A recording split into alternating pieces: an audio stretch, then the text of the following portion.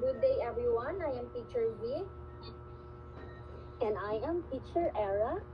And I am Teacher Bianca. But before we proceed to our discussion, let us have first our week activity. So you are going to guess the Scrabble words. We have the first word. Right, it is genres. For our second word, we have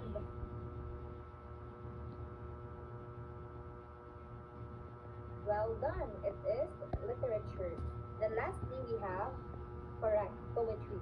So based on our activity, our discussion will be all about the genres of poetry. But before we proceed to our discussion, let us first our key objectives.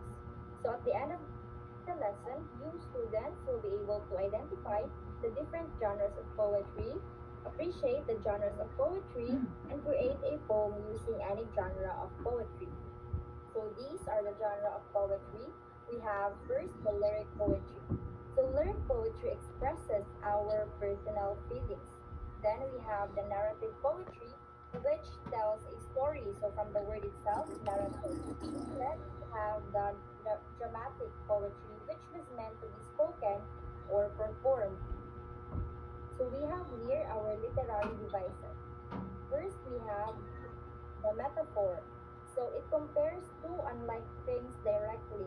So for our example, we have if. For our second one, we have the simile. So simile compares two unlike things using the word like or as.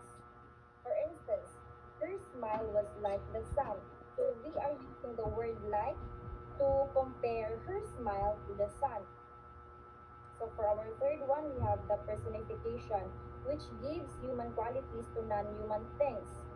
For our example, we have the wind whispered through the trees. So we have the human quality whispered in our example. Then we have the hyperbole.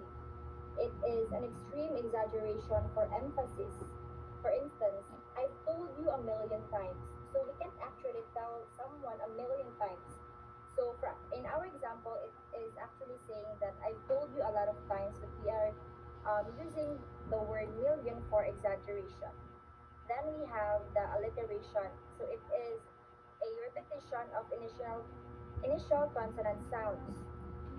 So in our example, she sells seashells. So we are repeating our consonant S in every first letter of um, every word in our sentence. Then, lastly, we have imagery, which will be discussed by our teacher Bianca. So when we say imagery, it is uses descriptive words to help imagine what we see, hear, smell, taste, or feel. So it helps us picture the scene in our mind. For example, the warm golden sunlight filled the room. So this light helps us imagine how the room looks and feel. Next, we have symbolism. When we say symbolism, it is an object or action represents a deeper meaning. For example, a dove symbolizes peace. Next, we have the irony. Irony is happens when something turns out differently from what we expect. Next, we have the onomatopoeia. Onomatopoeia uses words that sounds like the noise they describe. For example, the bee buzz. So the word buzzed sounds like the actual noise of a bee makes. Next, we have the repetition. Repetition means repeating words or phrases to emphasize a strong feelings or idea. For example, alone, alone, alone. She waited. So the repeated words alone shows deep loneliness. So So we have here the fun poetry. So fun poetry focuses on enjoyment, creativity, and play with language. It often uses humor, rhythm, and imagination to engage readers, especially young learners. So we have here the riddles, or in Tagalog we call it bongtong bongtong. describe something in a puzzling way and challenge the reader to guess what it is. For example, I have keys but open no doors. I make music but have no voice. What am I? So the answer is piano. So from our example, we are actually describing piano in a more puzzling and challenging way. Then we have the limericks. So it is a short, humorous poem with 5 lines and a strong rhythm usually following an AABBA rhyme scheme. For instance, there was once a cat from the bay, A, who slept almost all of the day. Still A, because the word bay and A sounds the same. It chased just one mouse, B, then went back to its house, B, and dream of some fish far away. Now going back to A because it sounds the same to our first two words. Then we have the haikus. So it is a short poems that capture a moment in nature or emotion. They have 3 lines with a 5-7-5 syllable pattern. For instance, quiet evening falls, 5 syllables. Three cats sing their gentle song. 7. Stars blink in the dark. 5. So it is an example of following the 5-7-5 syllable pattern in the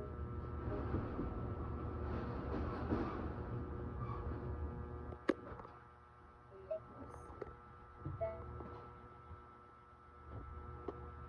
Poetry. So shape poems, also called complete poems. These are poems where they are arranged to form a picture related to the poem's topic. So the shape adds meaning, not just a decoration. Therefore, the shape also adds meaning to the poem. It is not just a mere decoration. So the words describe or match the image. So often, these are short and visual. So the next topic will be discussed by teacher Bianca. So next we have the comprehending poetry. So when we say comprehending poetry means understanding the poem's message, emotion, and ideas. So we do this by carefully reading the words, imagining the image, and identifying the literary devices used by the poet. Next, let's move on to the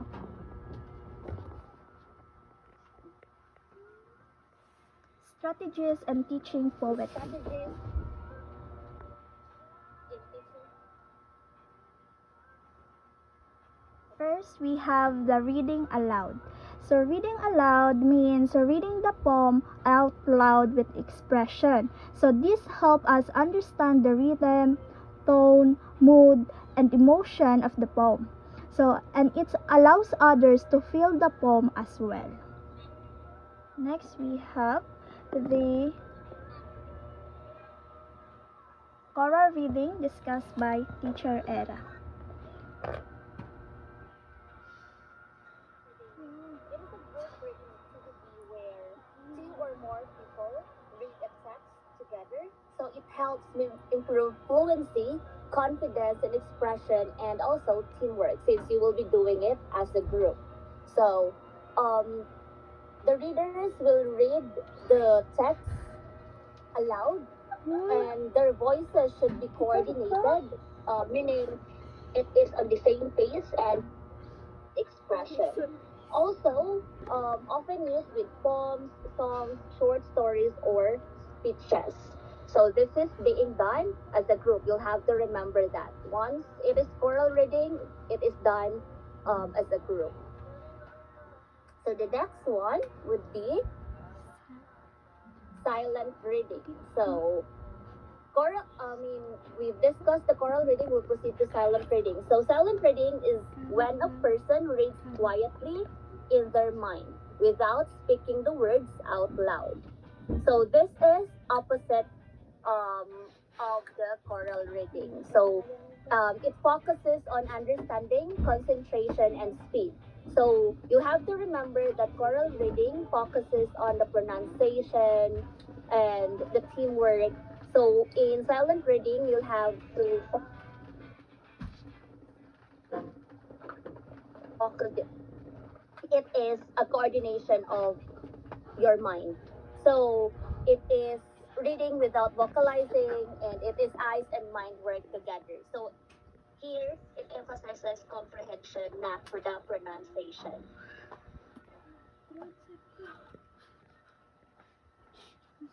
So we'll proceed with the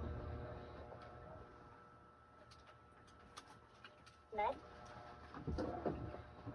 Okay. So since we're done discussing the different genres of poetry, also the strategies, we'll now have our activity to check the understanding of you as our students. So before we proceed, do you have any questions? If none, then you'll have to create your own poem. So choose any genre of poetry you like, such as lyric, narrative, riddle, limerick, haiku, or shape poem. So once you have decided which genre of poetry you would like, then you'll have to decide now on a topic for your poem. So after you decide your topic for your poem, you'll have to write your own poem on a clean sheet of paper, making sure to follow the structure and features of the chosen genre. So after that, you'll have to use the literary devices. Of course, these are imagery, simile, or personification to make your poem more interesting. So once you're done choosing, you'll have to give your poem a title. Okay, so once you have the title and you're done with creating your poem, you will be asked to share your poem with the class by reading aloud, or participating in choral reading, or displaying it for others to see. So after that, we'll have to check on that, and if there will be improvements, we'll have to discuss that one by one. So, do you have any other questions? If none, then thank you so much for listening, and see you on our next class.